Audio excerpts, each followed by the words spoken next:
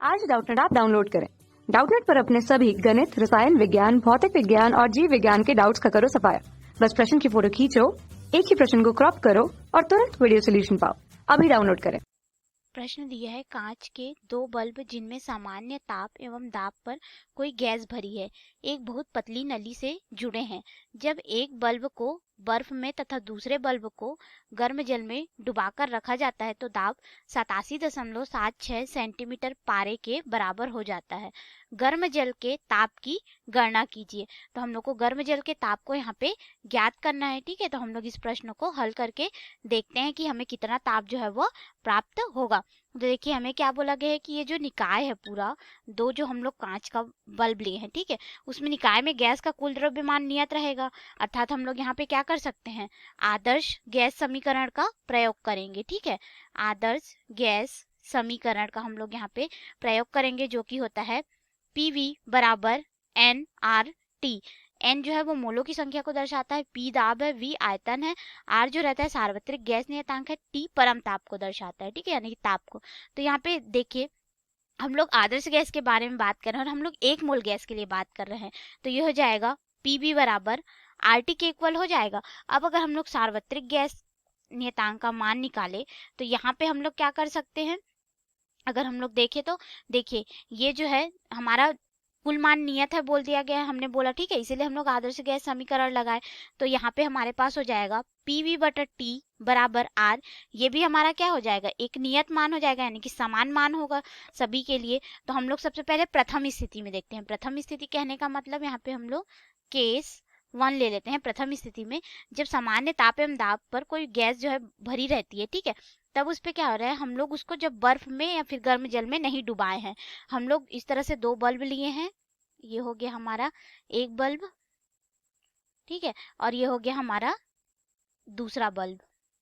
इस तरह से हमने दो बल्बों को एक पतली नली से जोड़ दिया। अब प्रथम स्थिति कहने का मतलब जब दोनों के लिए ताप का मान जो है बराबर है। ठीक है, प्रथम स्थिति में हम लोग ताप T बराबर कितना लेंगे, जो हमारा सामान्य ताप है 273 केल्विन लेंगे। ठीक है, और अगर हम लोग दाब की बात करें तो पारे के दाब के बराबर होगा, ये हो जाएगा 76 सेंटीमीटर। पारे के स्तंभ के दाब के बराबर हम लोग लेंगे। ठीक है, तो ये हो गया सेंटीमीटर, इसको हम लोग मीटर में परिवर्तित कर लेते हैं तो ये हो जाएगा 0.76 मीटर हो जाएगा, पारे के स्तंभ के बराबर। ठीक है, अब देखिए ये जो हमारा पीवी बटे टी हम लोग जो किए हैं वो आर के बराबर हो रहा है। तो ये दोनों गैस के लिए, यानी कि जितने भी हमारे पास गैस है उसके लिए समान होगा। ठीक है, तो उनके लिए समान होगा तो हम लोग यहाँ पे एक समेशन करके निकाल सकते हैं, यानी कि योग करके।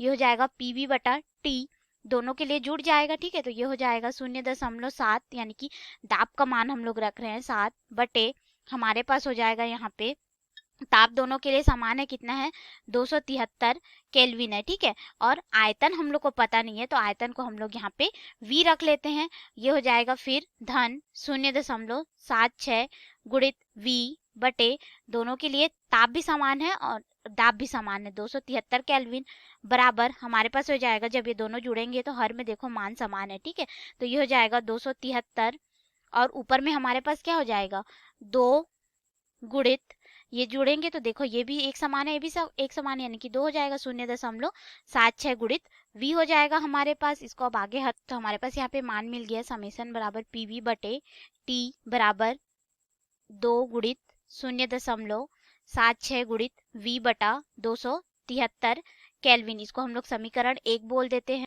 अब हम लोग प्रश्नानुसार द्वितीय स्थिति में चलते हैं, इसको केस 2 बोल देते हैं। द्वितीय स्थिति में क्या होगा, एक बल्ब के ताप को हम लोग क्या कर देंगे, 0 केल्विन ले लेंगे, क्योंकि बर्फ में रखा जाएगा, एक को बोला गया है, अर्थात ये हमारा कितना हो जाएगा 273 केल्विन के बराबर हो जाएगा। ठीक है, और दूसरे बल्ब के ताप को अगर हम लोग T बोले तो ये हमारे पास क्या हो जाएगा, इसको T2 से प्रदर्शित कर देते हैं और इसको T मान लेते हैं, यानी कि अज्ञात है, हमें इसको निकालना है। अब दोनों बल्बों के लिए जो दाब होगा उसको हम लोग को निकालना रहेगा। ठीक है, तो देखो हम लोग को दोनों बल्बों के लिए दाब का मान प्रश्न में ही दे दी गया है। P बराबर कितना लेना है हम लोग को बोला गया है, दोनों बल्बों के दाब के लिए 87.76 सेंटीमीटर हम लोग को पारे के स्तंभ के दाब के बराबर लेना है। ठीक है, तो ये हमारे सेंटीमीटर में है तो इसको भी हम लोग मीटर में परिवर्तित कर लेते हैं तो ये हो जाएगा 0.8776 मीटर हो जाएगा। ठीक है, पारे के स्तंभ के बराबर। अब फिर से हम लोग इन लोग का समेशन ऑफ पीवी निकाल लेते हैं, जैसे पहली स्थिति में निकाले।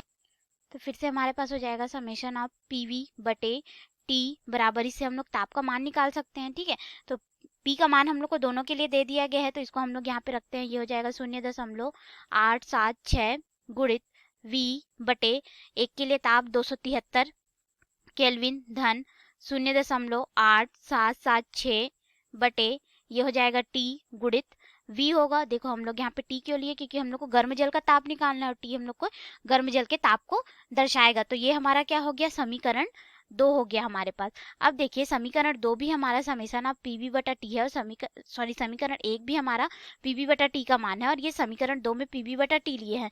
तो हम लोग समीकरण 1 व 2 से मान निकाल लेते हैं। ठीक है, तो ये हमारे पास हो जाएगा समीकरण 1 व 2 से हम लोग ताप का मान निकाल सकते हैं। तो समीकरण 1 का मान यहाँ पे रख देंगे, तो ये हो जाएगा 2 गुणित 0.76 गुणित आयतन V बटे ताप 273 केल्विन बराबर इसको रख देंगे, तो ये हो जाएगा 0.8776 गुणित V बटे हमारे पास हो जाएगा 273 केल्विन, क्योंकि इसको हमने क्या किया था, जल का ताप लिया था 0 डिग्री सेल्सियस जो कि 273 केल्विन के बराबर था। ठीक है, अब हम लोग यहाँ पे जोड़ देंगे 0.8776 गुणित V बटे ताप जो हमको निकालना है गर्म जल का। ठीक है, तो देखिए हम लोग इस पूरे मान को इधर पक्षांतर कर सकते हैं, क्योंकि दोनों के बटे में 273 है हमारे पास।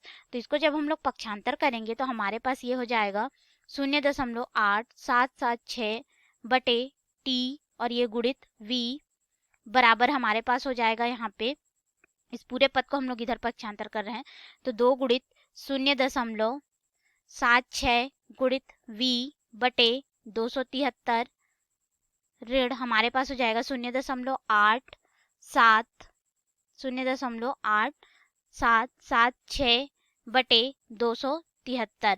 अब देखिए ये दोनों का हर समान है, मतलब कि ये मान घट जाएगा और इसमें भी V का गुणा हुआ है, तो ये हमारे पास हो जाएगा 0.8776 गुणित V बटे टी बराबर, इसको हम लोग इससे घटा देंगे, तो ये हो जाएगा इसका मान हमें देखो ये हो जाएगा 2 गुणित 0.76। ठीक है, और पूरे का गुणा क्या हो जाएगा इसके साथ आयतन, और तीनों में ही आयतन है, तो यहाँ से आयतन, यहाँ से आयतन, यहाँ से आयतन और यहाँ से आयतन कट जाएगा, तो हम लोग यहाँ पे आयतन V का मान नहीं रखेंगे। ठीक है, तीनों में ही हम लोग को मिल जाए तो उभयनिष्ठ लेके हम लोग इसको कटा सकते हैं दोनों तरफ से, और ये हो जाएगा ऋण 0.8776 बटे 273 केल्विन। अब इसको हल कर लेते हैं, तो मान 0.8776 बटे टी बराबर हमारे पास इसको घटाने पे, इसको गुणा करके इससे घटा देंगे, तो मान लगभग मिलेगा 0.6424 बटे 273। अब टी का मान निकालना है, टी को इधर पक्षांतर कर देंगे, यानी कि हम लोग यहाँ पे तिर्यक गुणा करके देखो इस टी को इधर पक्षांतर कर देंगे और उस पूरे मान को इधर करेंगे, तो 273 इधर गुणा होगा, 0.6424 इसमें भाग में आ जाएगा, तो उसको भी हम लोग यहाँ पे कर लेते हैं। तो यहाँ पे हो जाएगा ताप टी बराबर 0.8776 बटे यहाँ पे हो जाएगा 0.6424 गुणित 273। अब इस पूरे को हम लोग हल कर लेते हैं, तो देखिए इसको हम लोग जब हल करेंगे तो हमें इसका लगभग मान मिलेगा टी बराबर 372.95 केल्विन हमको मिलेगा। ठीक है, अब ये जो हमें मान मिला है केल्विन में, उसको हम लोग डिग्री सेल्सियस में निकालेंगे, तो डिग्री सेल्सियस में बदलने के लिए हम लोग क्या करेंगे, 273 केल्विन से इसको घटा देंगे, तो ताप को हम लोग क्या कर रहे हैं, डिग्री सेल्सियस में निकाल रहे हैं, तो हमें केल्विन में मान मिला ना, तो ये हो जाएगा 372.95 ऋण 273। तो ये जो हमें मान मिलेगा वो किस में मिलेगा, डिग्री सेल्सियस में। अब इसको घटा देंगे तो हमें लगभग इसका मान जो प्राप्त होगा वो हो जाएगा 99.95 डिग्री सेल्सियस। तो इस तरह से हमने गर्म जल का जो ताप था उसको हम लोगों ने ज्ञात कर लिया। ये हो गया हमारे प्रश्न का। तो इस तरह से हमने ताप का मान ज्ञात कर लिया डिग्री सेल्सियस में, जिसका मान आया 99.95 डिग्री सेल्सियस। धन्यवाद। कक्षा 6वीं से 12वीं से लेकर नीट, IIT, JEE वो एडवांस के लेवल तक 1 करोड़ से ज्यादा छात्रों का भरोसा। आज ही डाउनलोड करें डाउटनेट ऐप या व्हाट्सएप करें अपने सारे डाउट्स 8400 400 400 पर।